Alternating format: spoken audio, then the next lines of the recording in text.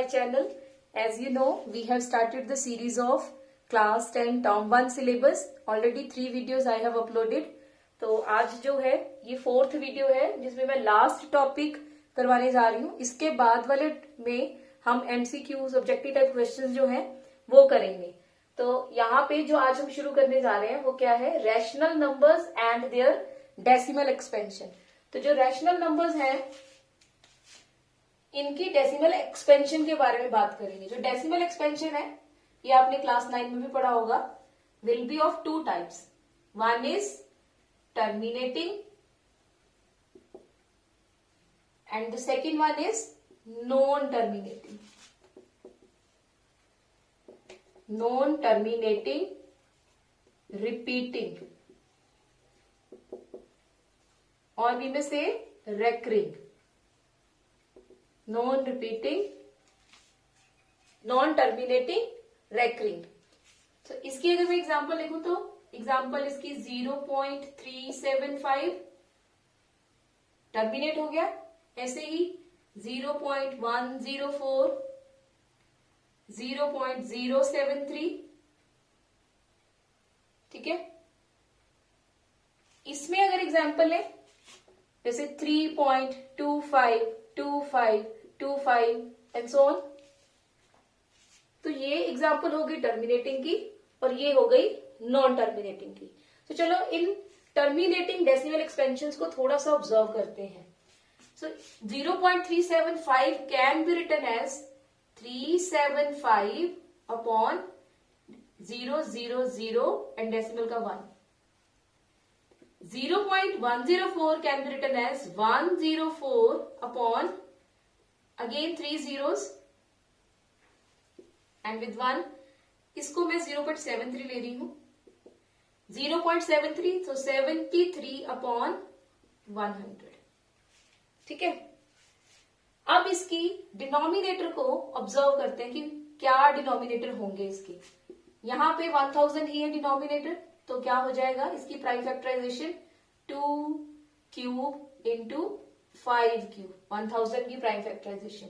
यहां भी यही होगा 2 क्यूब इंटू 5 क्यूब. यहां पे 2 स्क्वेयर इंटू 5 स्क्वेयर. ये इनकी प्राइम फैक्टराइजेशन है. अभी हमने जो न्यूमरेटर है उसमें से देखा नहीं कि कैंसिलेशन तो नहीं हो रही कोई. ठीक है. तो सबसे पहले देखिए तो 375 को हम क्या लिख सकते हैं, 5 cube into 5 cube means 125 into 3. ठीक है. इंटू 3 ये बना. तो यहां पे अगर मैं कैंसिलेशन इसकी कर दूं तो मेरे पास क्या बचा 3/2 क्यूब. तो मतलब ये 3/2 क्यूब की डेसिमल एक्सपेंशन थी. ऐसे ही अगर मैं इसमें देखूं इसकी डेसिमल एक्सपेंशन क्या होगी, इसकी जो प्राइम फैक्टराइजेशन न्यूमरेटर की, सॉरी, ये बना हमारा 2 to the 4 to the 8 13 times will give you 104. तो यहां से ये कैंसिल हो जाएगा तो मेरे पास क्या आया 13/25 क्यूब. यहां पे 73 ही है, कोई कैंसिलेशन नहीं है, तो यहां पे जो है एज इट इज ऐसे ही लिख लेती हूं. तो अभी आपने ये देखा कि जो डिनोमिनेटर है अगर ये टर्मिनेटिंग डेसिमल एक्सपेंशन है, देखो यहां पे ये टर्मिनेटिंग है, तो इसकी जो डिनोमिनेटर की प्राइम फैक्टराइजेशन है या तो उसमें सिर्फ 2 है या तो सिर्फ 5 है या फिर दोनों ही है, तो ये डेसिमल एक्सपेंशन जो है ये कन्वर्ट हो गई टर्मिनेटिंग डेसिमल एक्सपेंशन में.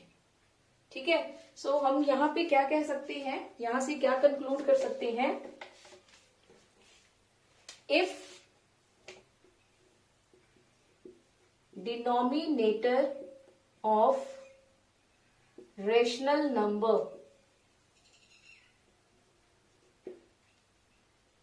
is in the form 2 raised to power m into 5 raised to power n. यहाँ पे देखो 2 की पावर m और ये n. ठीक है, m कोई m और n कुछ भी होल नंबर कोई भी हो सकता है. In the form this will be a terminating decimal expansion. Will be terminating decimal expansion. ठीक है, पर यहां पे ये लिख लेना rational number in lowest form. In lowest form, number in lowest form और simplest form means after cancellation. Lowest form. यहां तक तो अभी हमने ये कर लिया कि अगर डेसिमल एक्सपेंशन टर्मिनेटिंग होगी तो डिनोमिनेटर की प्राइम फैक्टराइजेशन हमेशा या तो सिर्फ 2 इंक्लूड करेगी या सिर्फ 5 होंगे उसमें या फिर 2 and 5 होंगे. अब हम ये देखते हैं कि अगर मुझे रैशनल नंबर गिवन है तो मैं उसको विदाउट डिवाइडिंग रैशनल नंबर को डेसिमल एक्सपेंशन में कैसे कन्वर्ट कर सकती हूँ. ठीक है, चलो. सो यहाँ पे फर्स्ट एग्जांपल मैं ले रही हूँ 3/8. ठीक है, 3/8. इसको मुझे डेसिमल एक्सपेंशन में पहले तो मुझे ये चेक करना है कि क्या ये टर्मिनेटिंग होगा या नॉन टर्मिनेटिंग होगा. तो सबसे पहले इसकी डिनोमिनेटर की प्राइम फैक्टराइजेशन चेक करेंगे. क्या है ये प्राइम फैक्टराइजेशन? 2 तो अभी हमने जो भी रिजल्ट लिखा था, कंक्लूड करा था कि डिनोमिनेटर में या तो सिर्फ 2 हो या तो सिर्फ 5 हो या फिर 2 and 5 हो. तो it means here you can see only 2s are there. तो इट मीन्स ये टर्मिनेटिंग होगा. तो यहां पे क्या लिखोगे? This is terminating decimal expansion. This is terminating decimal expansion. ठीक है, because it is of the form this 2 raised to power m into 5 raised to power m. ठीक है, this is the reason. अब मुझे इसको डिवाइड नहीं करना, without divide किए मुझे इसकी डेसिमल एक्सपेंशन लिखनी है. ठीक है, तो अभी आपने ये देखा था पिछले एग्जांपल में कि डिनोमिनेटर में अगर 10 बन जाए तो ये या 10 की फॉर्म्स बन जाए, 10 बन जाए, 100 बन जाए, 1000 बन जाए, तो ये बहुत आसान है उसकी डेसिमल लिखना. जैसे अगर मैं लिखूं 3/10 तो इसकी डेसिमल एक्सपेंशन क्या होगी? 0.3. अगर मैं लिखूं 2/100 इसकी डेसिमल एक्सपेंशन क्या होगी? 0.02. ठीक है, तो मीन्स अगर डिनोमिनेटर टेंस, हंड्रेड्स, थाउजेंड्स की फॉर्म में है तो it's very easy to write down the decimal form. अब यहां पे कितने 2 है मेरे पास? 3 2s है. तो मुझे टेंस बनाने के लिए कितने 5 रिक्वायर्ड होंगे? यहां पे जितने 2s है तो यहां पे 5 की क्यूब लगा दिया. ठीक है, तो अगर मैंने यहां पे लगाया तो मुझे यहां भी लगाना ही पड़ेगा. ये तो है नहीं कि यहां पे छोड़ देंगे. ठीक है, क्योंकि अदरवाइज ये नंबर ही चेंज हो जाएगा. तो ये हमारे पास क्या बना? 3 × 5 क्यूब डिवाइडेड बाय 10 क्यूब. जितने 2s है उतने ही 5s यहाँ पे चाहिए होंगे हमें. अगर वो नहीं है तो हम उससे मल्टीप्लाई और डिवाइड करेंगे. ठीक है, तो हमारे पास क्या बन गया? 3 × 5 क्यूब अपॉन 10 क्यूब. ये हमारे पास क्या बन जाएगा? 375/10 क्यूब. तो क्योंकि 3 zeros है तो 0.375. 0.375. ठीक है, अब एक और एग्जांपल लेते हैं. 13/125. अब इसकी भी फिर से पहले डिनोमिनेटर की प्राइम फैक्टराइजेशन अगर करें तो क्या होगी? यहाँ पे मैं 13/25 ले रही हूं. 5², यहाँ तो 13 है. अब यहाँ पे 5² है तो फिर से ओनली 5s आर देयर. तो इट मीन्स ये टर्मिनेट तो करेगा. तो टर्मिनेटिंग है, टी लिख रही हूं उसके लिए. अब इसकी डेसिमल एक्सपेंशन लिखनी है तो विदाउट डिवाइड करे लिखनी है. तो हम जितने टाइम्स 5 है उतने टाइम्स 2 लिखेंगे. 5 कितनी बार था? ट्वाइस.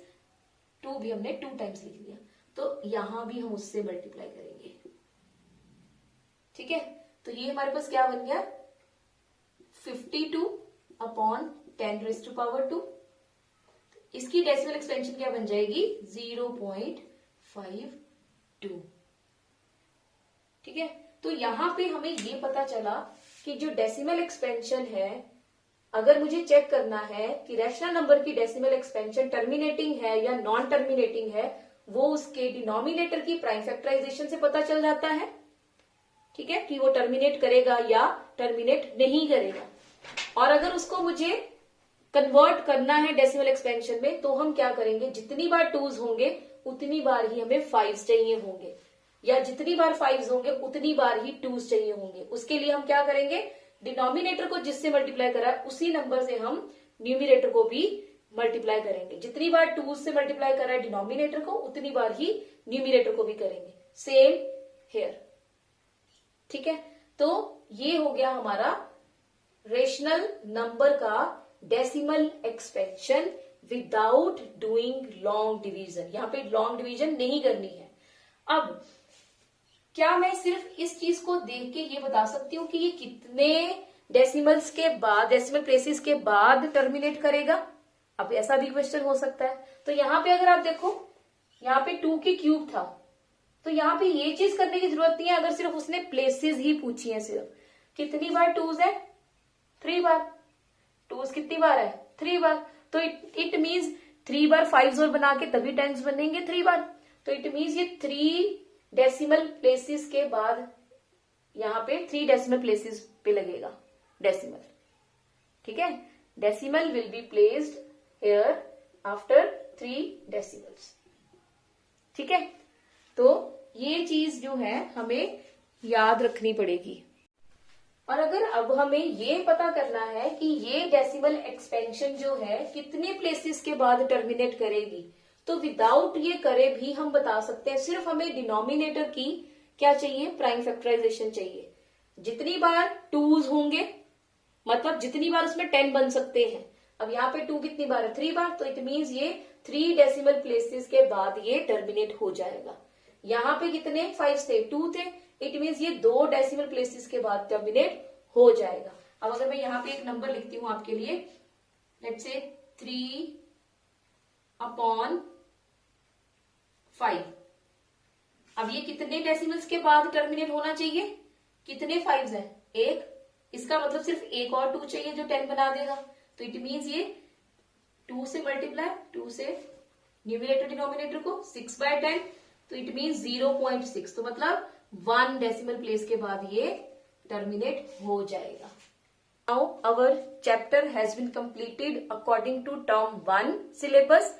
इसमें से सिर्फ एक नॉन टर्मिनेटिंग और इर्रेशनल नंबर्स के बारे में, जो इर्रेशनल नंबर्स की जो डेसिमल एक्सपेंशन होती है वो नॉन टर्मिनेटिंग नॉन रिपीटिंग होती है। बस एक क्वेश्चन है उसका 1.4 का, वो होपफुली आप अपने आप कर सकते हो, क्योंकि वहां पे सिर्फ ये फर्क पड़ेगा कि जो नॉन टर्मिनेटिंग के साथ वो रिपीट नहीं कर रहा होगा।